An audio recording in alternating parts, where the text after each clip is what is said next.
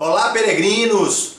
Vamos lá continuar aqui a nossa isolada de previdenciário do projeto Caminhada de Santiago. O projeto está muito legal, tenho recebido muitos retornos positivos. Agora é hora da gente começar aqui o nosso simulado 4. Agora olha só, antes disso eu queria só dizer o seguinte, no simulado 3 a gente teve aí a questão de número 13 anulada. Eu coloquei lá no grupo do Face, mas eu sei que tem algumas pessoas que não acessam o grupo pelo Face. Então olha só, a questão de número 13 ela foi anulada. E foi anulada por quê? Porque lá no item 1 ela afirmava, ela tratava de situações que são equiparadas pela lei a acidente do trabalho. Aí ela falava sobre a doença profissional, falava sobre a doença do trabalho, só que lá no finalzinho do item 1 falava também sobre a doença degenerativa. E aí tranquilo, a gente sabe que a doença degenerativa, a lei 8.213 afirma de modo expresso que ela não é equiparada a acidente do trabalho.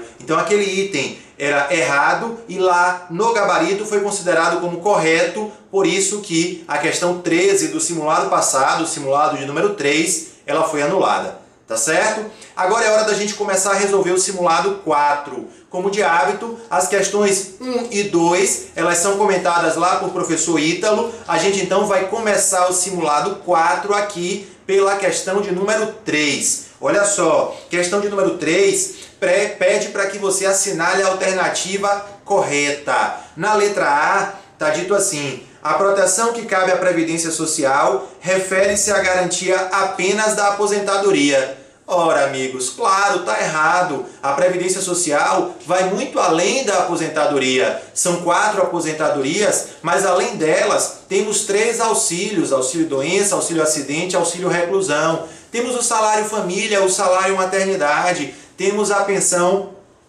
por morte. Então, a proteção previdenciária vai bem além da aposentadoria. A alternativa A, portanto, está errada. Olha aí, alternativa B. Um dos objetivos da Previdência Social é a irredutibilidade do valor dos benefícios de forma a preservar-lhes o poder aquisitivo. Isso está certo, está previsto lá no artigo 2º da Lei 8.213 como um dos objetivos da Previdência Social. Mas olha aí a partezinha final da assertiva. Neste sentido, a Lei 8.213 determina o reajuste anual dos benefícios na mesma data de reajuste do salário mínimo. Até aí tudo ok, tudo correto. O erro vai estar exatamente nessa parte final, quando a assertiva diz que esse reajuste vai ser feito com base na variação integral do IGPM. E aí, tranquilo também, você já sabe que o reajuste dos benefícios previdenciários, de acordo com o artigo 41A da Lei 8.213, ele deve ser feito de acordo com a variação integral do INPC. Então, tranquilo, a alternativa B também está errada. Olha só, a alternativa C nos diz o seguinte: não é permitido no ordenamento jurídico brasileiro regime previdenciário de caráter complementar. Também está errado. A gente sabe que o artigo 202 da Constituição, ele prevê a previdência complementar. Previdência complementar que é sempre facultativa, que é privada e que é baseada na constituição de reservas que garantam o benefício contratado. É o chamado regime de capitalização. Então a alternativa C também está errada. O que mais? Alternativa D. Olha só. A eficácia das normas da Seguridade Social no tempo difere conforme o objeto contido na legislação. Quando a norma se referir ao custeio do sistema, as contribuições instituídas ou majoradas somente serão exigidas depois de decorridos 90 dias da data da publicação da lei. Isso aqui está verdadeiro. A questão está tratando de uma regra que está lá no parágrafo 6º do artigo 195 da Constituição, que é o chamado princípio da anterioridade nonagesimal, e alguns autores também chamam de princípio da noventena.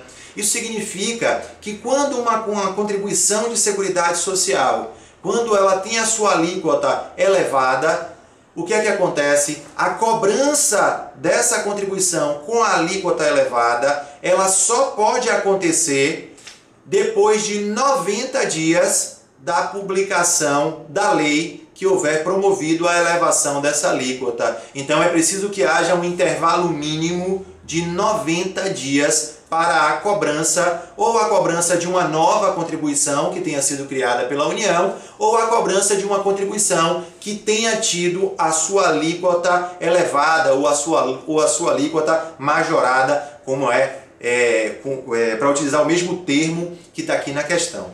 Tranquilo? Então a alternativa D está correta. Olha aí a alternativa E. Todos os salários de contribuição considerados para o cálculo de benefícios da Previdência Social não sofrem atualização. Errado também, tranquilo. Por quê? Porque a gente sabe que a regra constitucional diz exatamente o oposto disso. A Constituição diz que todos os salários de contribuição que sejam utilizados no cálculo do salário de benefício, todos eles devem ser atualizados. E a Lei 8.213 diz que essa atualização deve ser feita também com base na variação do INPC. Tá joia? Questão 3, portanto, temos aí como gabarito a letra D de dado. Olha aí a questão de número 4. Poderão ter alíquotas ou bases de cálculo diferenciadas em razão da atividade econômica, da utilização intensiva de mão de obra, do porte da empresa ou da condição estrutural do mercado de trabalho, as contribuições sociais destinadas à Seguridade Social devidas. Olha só, esse enunciado, ele reproduz uma regrinha que está lá no parágrafo 9º do artigo 195 da Constituição. Aquele parágrafo, ele define que as contribuições devidas pela empresa incidentes sobre folha de salário e demais rendimentos do trabalho, ainda que sem vínculo empregatício, as contribuições da empresa incidentes sobre faturamento ou receita, as contribuições da empresa incidentes sobre o lucro, essas contribuições que estão previstas lá no artigo 195, inciso 1 da Constituição, elas podem ter as alíquotas ou as bases de cálculo diferenciadas em função dessas razões que estão aí enumeradas no enunciado, em função do porte da empresa, da condição do mercado de trabalho, da utilização intensiva de mão de obra ou da atividade econômica. Um exemplo disso é a contribuição previdenciária devida pelas instituições financeiras. De um modo geral, as empresas devem pagar uma contribuição previdenciária correspondente a 20% do valor da remuneração paga aos empregados e aos trabalhadores avulsos. As instituições financeiras, entretanto, elas pagam uma alíquota maior. A alíquota válida para elas é de 22,5%. Essa previsão legal de uma alíquota maior devida pelas instituições financeiras, ela tem respaldo exatamente nessa regra que está lá no parágrafo 9º do artigo 195 da Constituição. Tá certo? E essa possibilidade vale para as contribuições da empresa sobre folha de salário e demais rendimentos, para as contribuições da empresa sobre faturamento e para as contribuições da empresa sobre lucro. Ok? Questão 4, portanto, ficamos aí com a alternativa E. Olha aí a questão de número 5. Então, avalie as afirmações abaixo e marque a opção correspondente. A primeira nos diz o seguinte: a empresa é desobrigada a arrecadar a contribuição do contribuinte individual. Isso está errado. A gente sabe que quando a empresa efetua o pagamento da remuneração ao segurado contribuinte individual, em razão de serviços que lhe foram prestados sem vínculo empregatício, a empresa está obrigada a descontar a contribuição previdenciária devida por esse segurado contribuinte individual. Ela vai fazer esse desconto aplicando a alíquota de 11% sobre o valor do salário de contribuição do segurado. Lembre-se, salário de contribuição é a base de cálculo da contribuição do segurado e ele se submete ao limite máximo, aquele mesmo limite que é aplicado para os benefícios, que hoje está aí em torno de R$ 4.660. Então, por exemplo, se uma empresa paga a um contribuinte individual a remuneração de R$ 2.000 pelos serviços que ele prestou para a empresa, o que é que a empresa tem que fazer? Tem que descontar a contribuição previdenciária devida por esse contribuinte individual. Qual a alíquota que ela vai utilizar para fazer esse desconto? 11%. Então ela vai descontar 11% sobre os R$ 2.000 que pagou a esse contribuinte individual.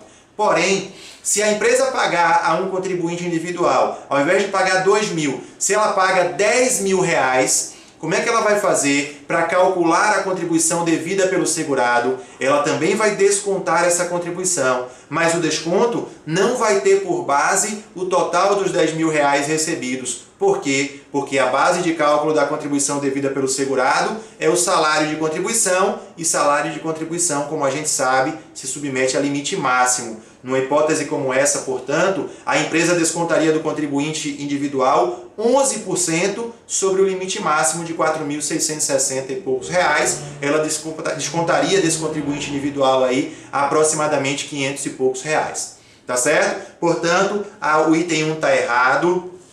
Olha aí o item 2. A empresa é obrigada a arrecadar a contribuição do segurado empregado e do trabalhador avulso. Verdade. Quando a empresa efetua o pagamento da remuneração para um empregado ou para um trabalhador avulso, ela tem que descontar a contribuição devida por esses segurados. Qual a alíquota que ela vai utilizar para fazer esse desconto? As alíquotas podem ser de 8%, 9% ou 11%, a depender do valor do salário de contribuição desse empregado ou desse trabalhador avulso.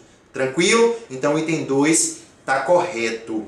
E o item 3, contribuinte individual, quando exercer atividade econômica por conta própria, ele é obrigado a recolher sua contribuição por iniciativa própria até o dia 15 do mês seguinte àquele a que as contribuições se referirem. Isso está rigorosamente verdadeiro. Quando o contribuinte individual presta serviço por conta própria, ele mesmo é responsável pelos seus recolhimentos para a Previdência Social. Ele tem que fazer esses recolhimentos até o dia 20 do mês seguinte. Lembre, qual é a base de cálculo do contribuinte individual? É o salário de contribuição, é a remuneração que ele auferia ao longo do mês na prestação dos seus serviços. Então ele vai aplicar 20% sobre esse valor, tá certo? Vai calcular a contribuição e vai recolher lá no dia 15 do mês seguinte. As contribuições que são descontadas pela empresa, tanto as contribuições devidas pelo contribuinte individual, como as contribuições devidas pelos empregados e trabalhadores avulsos, a empresa vai recolhê-las, ela desconta do trabalhador e vai efetuar esse recolhimento no dia 20 do mês seguinte.